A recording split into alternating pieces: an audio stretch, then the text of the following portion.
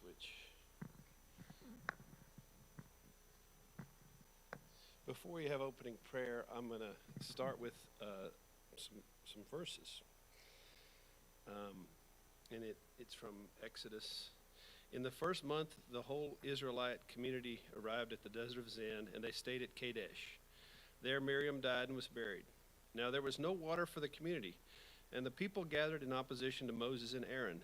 They quarreled with Moses and said, "If only we had died when our brothers fell dead before the Lord. Why did you bring the Lord's community into this wilderness, that we and our livestock should die here? Why did you bring us up out of this Egypt to this terrible place? It has no grain or figs, grapevines, or pomegranates, and there is no water to drink." Moses and Aaron went from the assembly to the entrance to the tent of the meeting and fell face down, and the glory of the Lord appeared to them. The Lord said to Moses, "Take the staff, and you and your brother Aaron gather the assembly together. Speak to that rock before their eyes, and it will pour out water. You can bring water out of the rock for the community so that they and their livestock can drink." So Moses took the staff from the Lord's presence just as he had commanded him.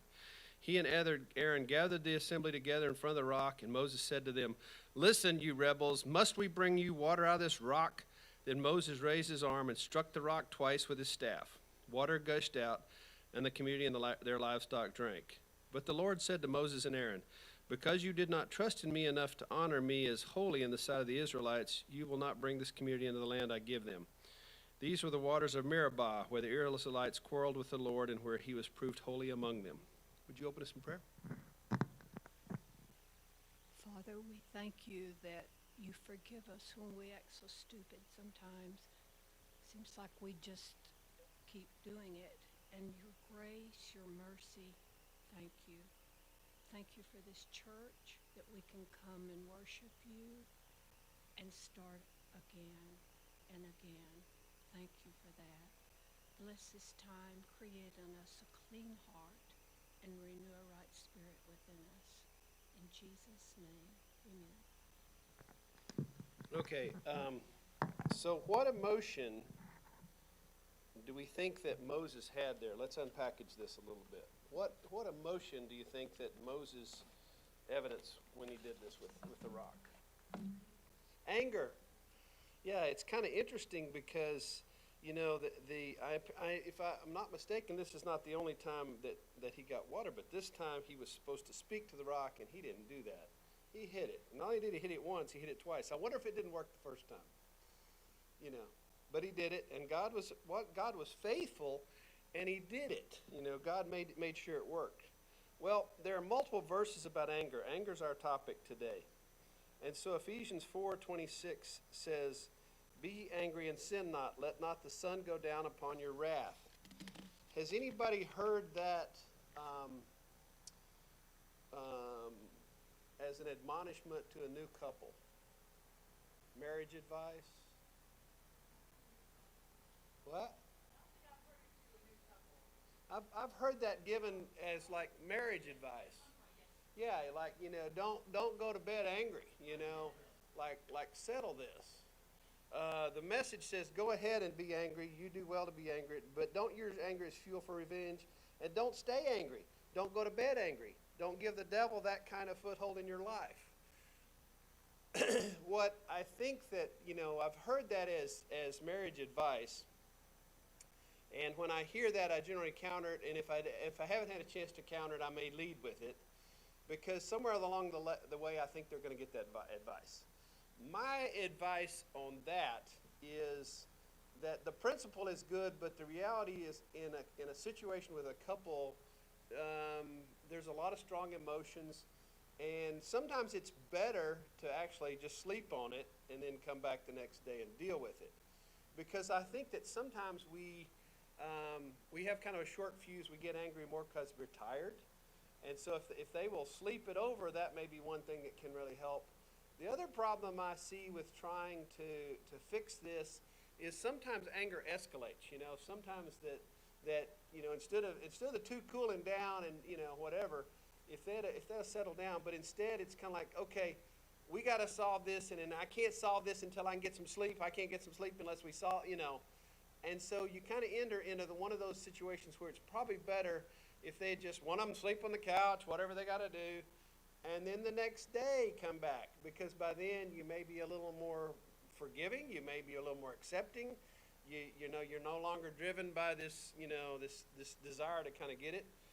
But that's kind of my advice to them. And I've told couples that, and they've kind of like, oh, that sounds wonderful. Because I know that somebody's going to tell them. But the problem is that I run into, that I see, is if they take that as gospel, that they've got to fix it tonight, somebody loses. And that doesn't bode well either. And so it's one of those situations that they both may have their own sides. They may stick with their sides, but they need to figure out ways to deal with it in the future that's constructive. So that's kind of where I went with that. Anger is caused by legitimate desires most of the time that come wrongly to rule us. These desires could be called natural desires like love, fear, hope, longing, respect, control, etc. Natural desires for good things are meant to stay below our desire to please God. I feel like we are seeing anger displays in our world today, and we're seeing quite a bit of them. You know, we hear about people on the airlines, that get angry.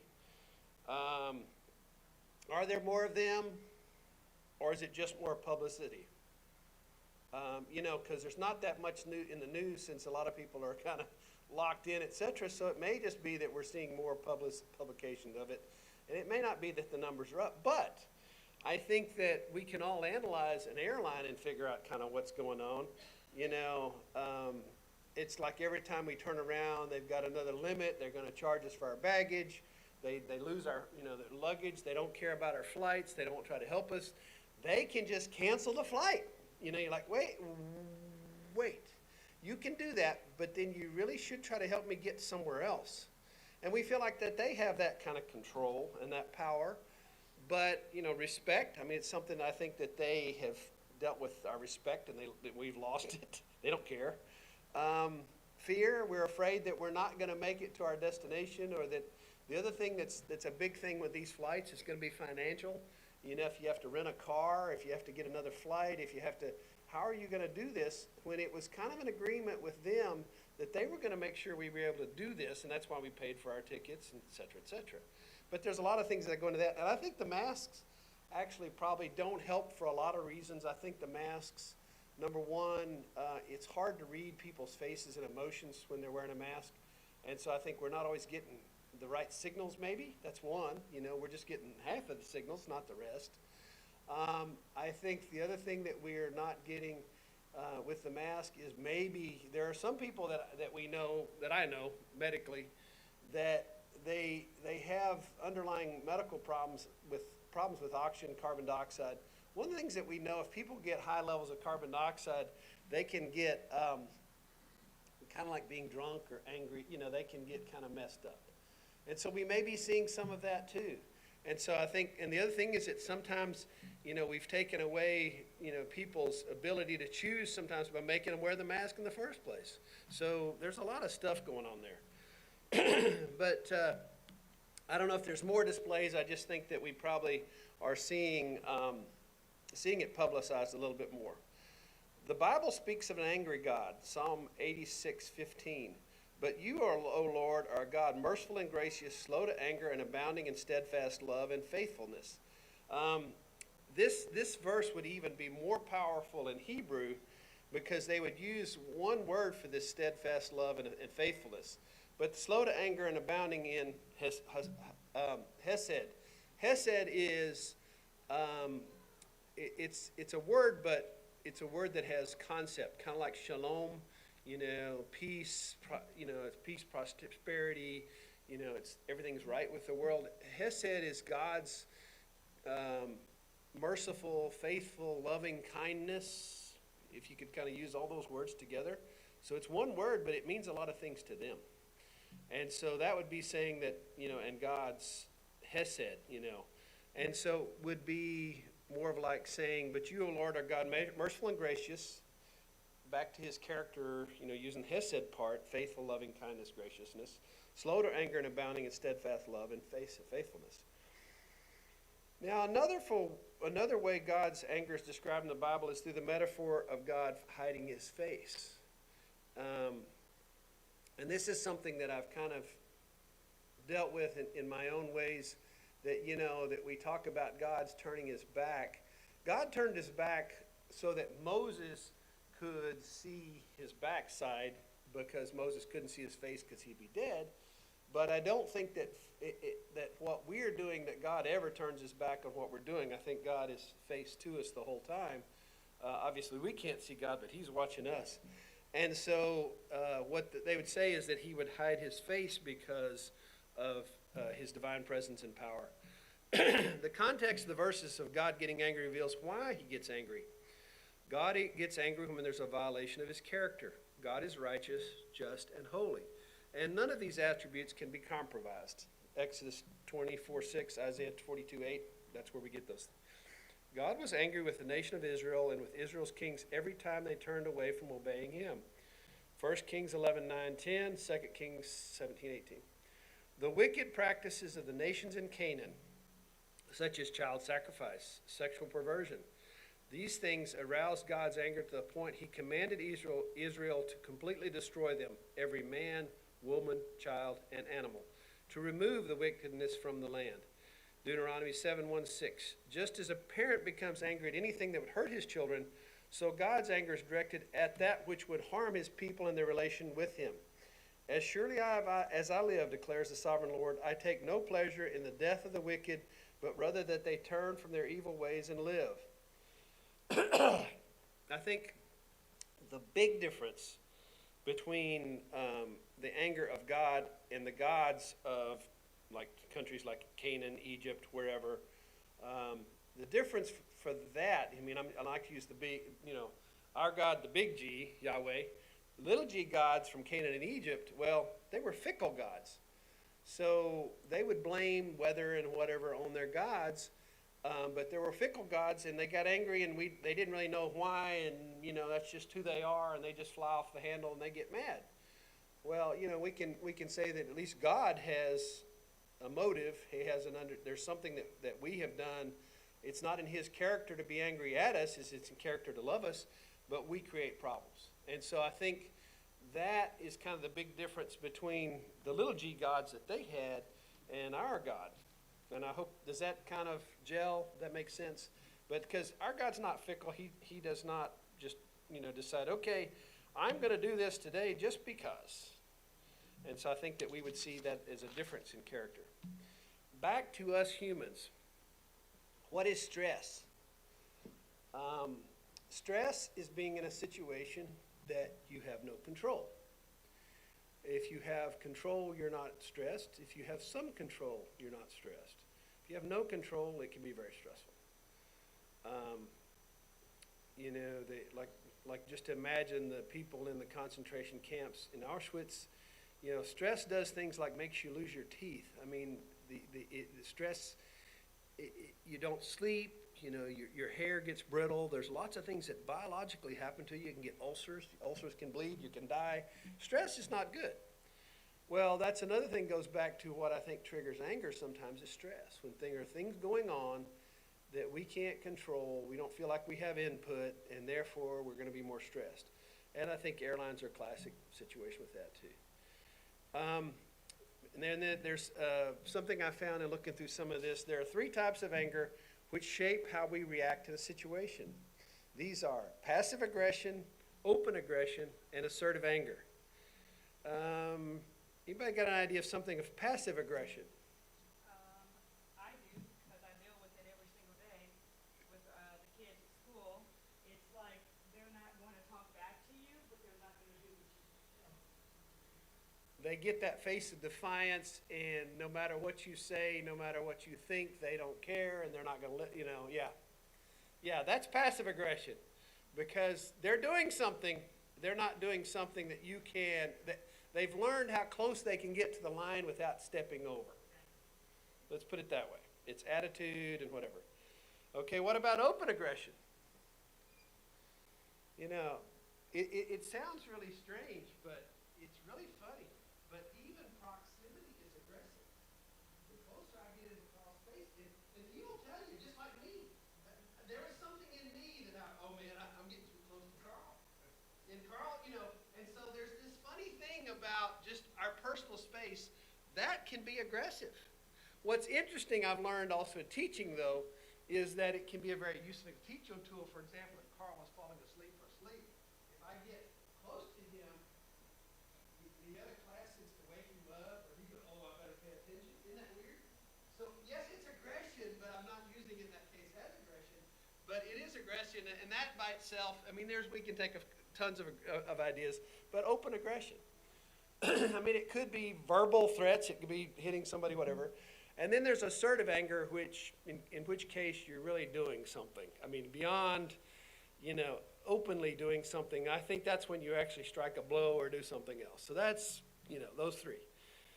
From a website, balancelifeskills.com, I mean, I love this. People are analyzing this anger, and I really had never put this much into it. But they said there are 4 stages of anger: the buildup, the spark, the explosion, and the aftermath. And so, I looked at that and I thought, boy, they're right on the money. But the buildup actually sometimes is not something that we truly have full control over. You're tired, things didn't go well, your car broke down, the rent's due. I could just pick tons of things. You even tried to get something to eat, you drove through the drive-through line, somebody cut you off, and then they gave you the wrong order, and, there's tons of stuff. I mean, I can give you examples even from doing this and getting ready for this to work with it. Actually, it was interesting because it was on anger. I actually paid a little more attention to my behavior, and so I hit save frequently because I've done sermons and then at the end somehow think I'm doing something and delete the whole thing. I have taken in my phone and deleted A through C in my contacts book. I don't know how I've done it, but they're gone. So if you're an A or a C, in that realm, I may not have your phone number anymore.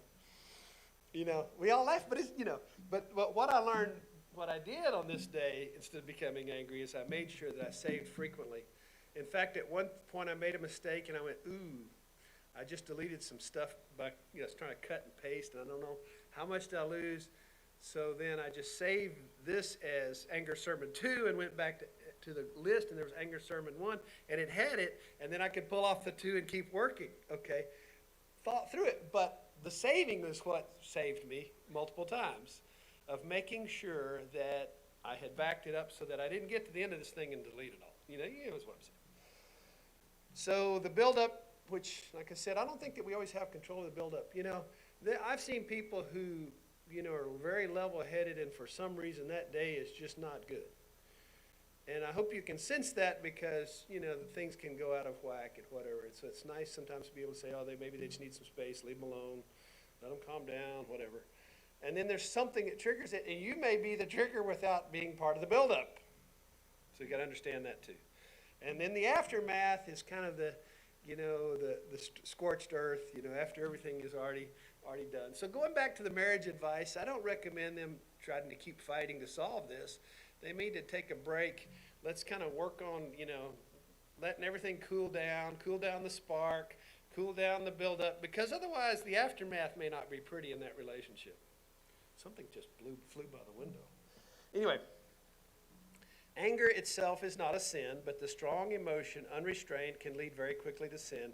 As God said to Cain, its desire, anger. Its desire is for you, but you must rule over it. Genesis 4:7. Remember, anger is one of the first emotions, I guess, we kind of get in the Bible, because Cain gets angry because God didn't accept his sacrifice, and he killed Abel. And so we see anger there. So that's kind of one of those things. But God even explains to Cain, it's going to try to get you, but you've got to rule over it. And so yes, can Satan work through anger? Absolutely. He loves that emotion. But what's interesting, I think, is going even into other human normal things. Grief. Anger, there are 5 different stages according to Kubler-Ross, over death, dying, grief, denial, anger, bargaining, depression, and acceptance. Denial is they're not really dead, or maybe or you get bad news that they're dying. Maybe they're not really that bad. Anger obviously is pretty straightforward, but at the same time, Anger doesn't always have a direction. Sometimes it's in, sometimes it's out. Sometimes it's, and sometimes it's not. And so that's the weird thing about anger is sometimes I look at anger as this emotion that you can't put in a box. Okay? It's hard because we know from psychiatry and psychology and everything that anger is, anger turned inward is suicide. You get too angry and everything you don't want to do with it, you kill yourself. Then anger turned out, meaning you're angry and you don't know what to do with it, is homicide. You go and kill somebody else. And it's fascinating to me to hear, because I've heard patients do this, like, I am so mad at her, I'm so mad at him, I'm going to kill myself. It could be, I'm like, wait a minute, it shouldn't be.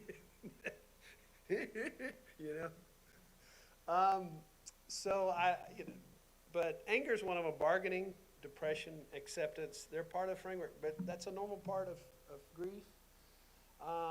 It's one thing that we have to be cognizant of when we do tell people that their family member has died. It's one of the things that I talk to the residents. I say, at the moment you're going to tell them, you need to be on your guard. Because some people rip their clothing. You got Bible stories. Some people hit things. Let's hope they don't hit you. But they sometimes, so anger is one of those things, But it's one of those normal stages of grief. And so but I think it's an emotion that I look at that they don't know what to do with it. It's there, it's hot within them, but they don't know how to deal with it. And so sometimes I think that's kind of interesting. And just kind of boiled up, and they don't know what to do with it, and they've got to try to get through it. You just hope that they don't do something to somebody else either. And I also was kind of thinking, even after I did this, thinking about my stepfather was a civil engineer, and one of the things that I noticed with him very early, and I joined his life at about age 6, but if he was working on a project and it was going fine, everything was good. But sometimes the moment that it got to a point, he would kind of start, it's not really humming, because humming, I guess, it's more of a, he started doing that. That's when I usually would say, here, why don't you let me try, or let's come back and do this later, or take a breather, try to do that, because sometimes he would just smash what it was, he'd just get to the point and just crunch. And what I thought is interesting, he's an engineer, he can do incredible things, but I learned that very quickly. When I started hearing the humming, sometimes it's, let's find another solution, it's okay. And there's just numerous examples of things like that. And the funny thing now, I've got some llamas, and that's basically the best I can tell you from a llama. That's kind of their perspective. They start making this humming sound, and that just says they're upset. If you give them some space, they're fine. If you don't, they'll spit. And so, if you hear the humming, either put up your shields or just expect it. But and they don't always. But sometimes you can de-escalate them. But you listen to what they're telling you. I don't like this. Okay. Psalms 37, 8 through 9. Refrain from anger and forsake wrath. Do not fret. It only leads to evil. For the wicked shall be cut off, but those who wait for the Lord shall inherit the land. And so it says, try to get away from it. Try to avoid it. Try to do whatever. Try to, do not strike out. At this point, I'm going to take a little detour, because I think that anger can be an emotion that's connected with something else, and that word is forgiveness. Sometimes people have done things to you, or doing things to you, or whatever, and you remember that, and so it doesn't take much for them to fuel that fire and make you angry. But what I go back to, and this is something interesting, is that emotions that we can respond to those, and they take control of us. We talked about demon possession before. Anger can take control of you and be a demon possession, okay? So if you want to be in control, you may have to be able to walk away from that, to back off from it. But forgiveness or unforgiveness may be some of those things that can drive that anger. And so forgiveness may be that I have to forgive this person for what they've done. Now, one of the best quotes that I've seen about that, I want to share with you because I just recently saw it. It said, forgiveness takes the hook out of my flesh, but it doesn't take it out of your mouth. Like, like a fisherman deal, for me, the hook is out because I've forgiven you, but the hook's still in you. Because if you really listen to a lot of the people that talk and teach about forgiveness, we sometimes try to say that forgiveness is something that you have to go to that person and say, I forgive you. That may not be a good idea. It may not be possible. They may have died. There's all kinds of reasons it may stir up things. What do you mean? You think I don't, ooh. And so there's a lot of things that you may not be able to do that because, it has power. But your not forgiving has a whole lot of power over you. And so that's where I'm talking about taking the hook out of yourself. But just because you forgive doesn't mean you forget. Because if they've done something to you before, they may do it again. And so just because you forgive them doesn't mean that you forget and say, oh, yeah, sure, I'll loan you $50 again. I know I know what you did for the last 50. That's the hook. You keep the hook in them. You remember it. You just don't respond on that. And so that's up to you if you want to do that, but that's one of the things I think that kind of goes with that, is you have to decide, that it's not going to affect you. It's not keep boiling you up. You've put the pilot light out. You're cool. They can do what they're going to do. I've also noticed, you were talking about teaching, there are children that I have seen, and they grow up to be parents that can be very much the same. That, I don't know, the word is they have a chip on their shoulder, they just respond with anger. And so you kind of realize that, well, if this kid has been picked on their whole life, that's what they're going to respond with. Can you blame them? And so sometimes the weirdest thing is to do something they don't expect that's not a negative. And so you can actually win a huge friend or fix a problem with a kid and work with that, but you don't do it with anger and you don't do it with confrontation. You got to work around it. You got to end work it. It's kind of interesting, but there's that. So Proverbs 29:11. Whoever is slow to anger has great understanding, but he who has a hasty temper exalts folly. Whoever is slow to anger has great understanding. So if you're slow to anger, it's just saying you're wise, you're smarter. But if you have a hasty temper, you become a fool very quickly. Because you may say things, do things, whatever. One of the things that I always think is interesting is portrayal of criminals in movies. If you'll notice that in some of these, I'm talking high-profile criminals, whatever, however bad dudes they are, somebody will do something, spill something on them, and you're like, oops, sorry. And you think it's cool. No, it's going to be very painful later, You know what I'm saying? But they have this just charisma about, sure, go ahead. Or you've offended the mob boss and you think you're cool. Oh, no, you're not. But, so that's kind of what they're talking about is understanding. You can choose, basically what I'm saying is you can choose your response. And so your response should be kind of dealt with that. But I would say that the wise don't bury it or not deal with it. In other words, anger is not something that wise people say, oh, I'm just going to totally ignore this and forget about it. No. But they deal with it. Now, they deal with it in whatever way that is, maybe passive aggression, maybe, whatever, but they'll deal with it. But they just don't let it, flash point and go over. Okay, now for some comparisons. And I am blessed, I think that we are blessed, that we have two different versions of this story. And found in Matthew 21, verse 12 through 17. Because I think even in movies and stuff like that, they do a very poor job of this. And Jesus entered the temple and drove out all who sold and bought in the temple. And he overturned the table of the money changers and the seats of those who sold pigeons. He said to them, it is written, my house shall be called a house of prayer, but you make it a den of robbers. And the blind and the lame came to him in the temple, and he healed them. But when the chief priests and the scribes saw the wonderful things they did, and the children crying out in the temple, Hosanna to the King of Son of David, they were indignant, and they said to him, "Do you hear what they are saying?" And Jesus said to them, "Yes. Have you never read, out of the mouth of infants and nursing babes you have prepared praise?" So it's interesting that the reason I don't like this scenario is it's kind of like you get a Jesus who instantly flashpoints, throws all this stuff over, does all this stuff, and then he's instantly calm and everything's cool again. You're like, whoa, whoa, whoa, whoa, whoa, whoa, whoa. But we can go back to what they were talking about with the money changers and the animals and that kind of stuff. Because, for their ritualistic worship, they would need to sacrifice, sin has a blood price. For us, that blood price has been paid for Jesus. I guess that's my lead to the, but not yet, hang on. But we'll get back to that. I didn't, there we go. Because I said, I don't know how I'm going to get to communion, but there it is. There's the blood price.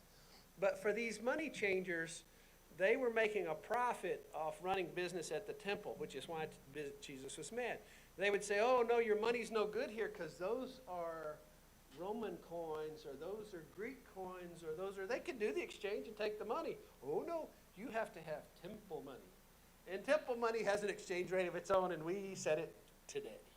So you see, they were doing a lot of evil things. They would say, "Oh, that pigeon, gosh, it's got a spot. I know that you're very poor and that's the only pigeon you got. But tell you what, we'll sell you an unblemished pigeon for $2 more. We'll trade that one and take that one." Now, they're probably still going to eat this one, and they probably just got this one from somebody else and just haven't sacrificed it. So you see why Jesus is mad. Now, let's get away from that story, because like I said, Matthew, though, is kind of, as somebody said, Matthew does Jesus' genealogy at a fast pace and running, whatever. So John 2:13 through 22. When it was almost time for the Jewish Passover, Jesus went up to Jerusalem. In the temple courts, he found people selling cattle, sheep, and doves, and others sitting at tables exchanging money. So he sat down, I'm going to add a few words. He sat down and he made a whip out of cords. And he drove all the temple courts, both sheep and cattle. He scattered the coins of the money changers and overturned their tables. To those who sold doves, he said, "Get these out of here. Stop turning my house into a market." His disciples remembered what is written, "Zeal for your house will consume him." Okay, so the picture that you get from that, and we'll go to the rest of this, but the picture to get to that is Jesus didn't just open up a can, he didn't just start. He sat there and he made a whip.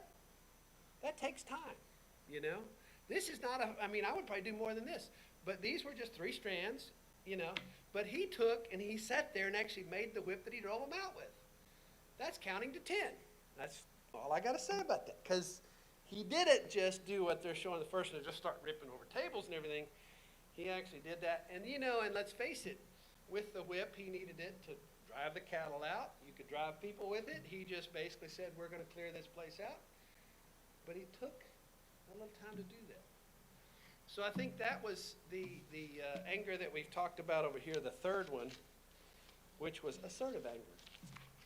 He was very assertive. But it's a characteristic that you have to admit, Jesus Christ had anger. It's a human emotion. Was it justified? Yes. Should he have been angry? Yes. Should other people have been angry? Yes. Could other people have done it? Maybe not. That's a power structure that you're going against, all those priests and everything else. But he did it. The Jews then responded to him, "What sign can you show us to prove your authority to do all this?" He already did it. Now they're just saying, what authority do you have? Jesus answers them, "Destroy this temple and I will raise it again in 3 days." Well, they didn't get the message. But, they're sitting there going, oh. What does that mean? Destroy this building that we've taken all these years, put all these stones on. It's a huge and fantastic building. They replied, "It has taken 46 years to build this temple, and you're going to raise it in 3 days?" But the temple he had spoken of was his body. After he was raised from the dead, his disciples recalled what he had said. They then believed the scripture and the words that Jesus had spoken. And so I'm going to close with James 1:9, and then we'll do communion. James 1:19. This is kind of a paragraph that kind of does a good job of summing some of this up, I guess. You must understand this, my beloved. Let everyone be quick to listen, slow to speak. Boy, if I could just catch that one. Slow to anger, for your anger does not produce God's righteousness. Therefore, rid yourselves of all sordidness and rank growth of wickedness, and welcome with meekness the implanted word that has the power to save your souls.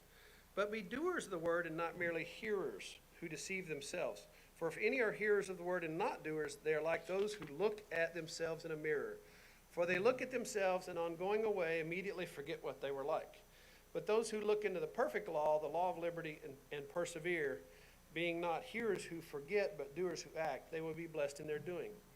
If any think they're religious and do not bridle their tongues, but deceive their hearts, their religion is worthlessness. Religion that is pure and undefiled before God the Father is this, to care for orphans and widows in their distress and to keep oneself unstained by the world. Thank you.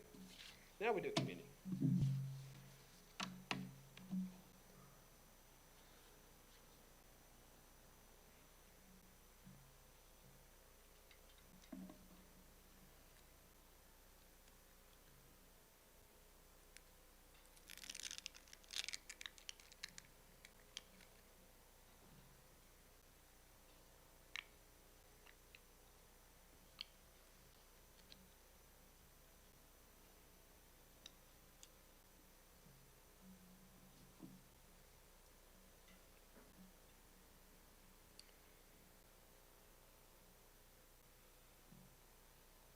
If you can't get your wafer out,